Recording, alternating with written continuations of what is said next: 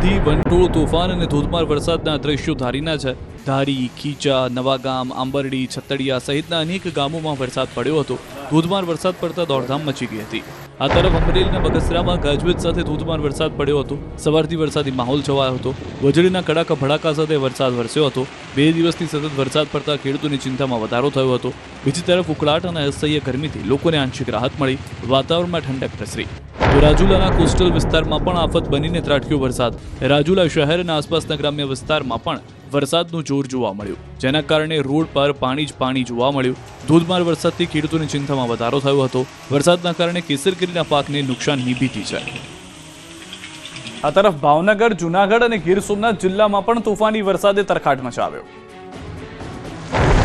સૌરાષ્ટ્રના 5થી વધુ જિલ્લામાં પ્રી મોન્સૂન એક્ટિવિટીના ભાગરૂપે છોતરાફાડ વરસાદ પડ્યો. દરિયાકાંઠાના વિસ્તારમાં વરસાદની જમાવટ છે, ત્યારે આ દ્રશ્યો ભાવનગર જિલ્લાના છે, જ્યાં પાલિતાણા શહેર અને આસપાસના ગ્રામ્ય વિસ્તારમાં સ્થળ ત્યાં જળની સ્થિતિ જોવા મળી. વહેલી સવારથી ઘનઘોર વાદળ વરસી પડ્યા.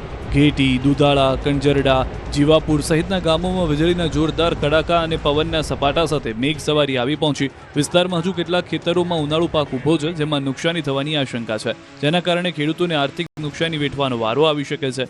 ભાવનગર શહેર ઉપરાંત આસપાસના ગામોમાં પણ સવારે જ વરસાદે પધરામણી કરી.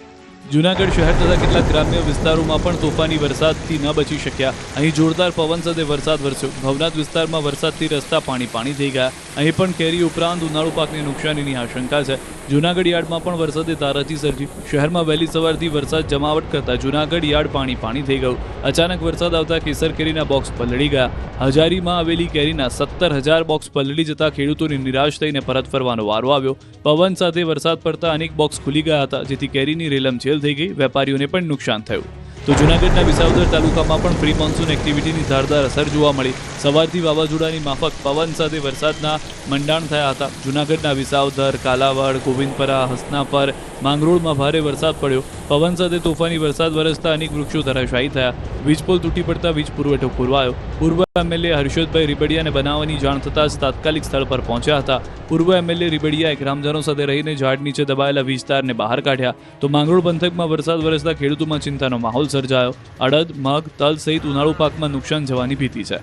અમરેલીના પાડોશી જિલ્લા ગીર સોમનાથમાં પણ વરસાદી માહોલ જામ્યો. ગીર જંગલ અને કોડીનારના કેટલાક વિસ્તારોમાં વરસાદ નોંધાયો. વડનગર, અરણેજ, કાંઠાળા, મિત્યાજ, બાવાના પીપળવા, દેવળી સહિતના ગામોમાં સારો વરસાદ વરસ્યો. આ વિસ્તારમાં ઉનાળુ પાક અને કેરી પકવતા ખેડૂતોની પારાવાર નુકસાની સહન કરવાનો વારો આવી શકે છે. આ તરફ ભરૂચ પંથકમાં પણ વરસાદે ભૂક્કા બોલાવતા સોસાયટીઓ બેટમાં ફેરવાઈ.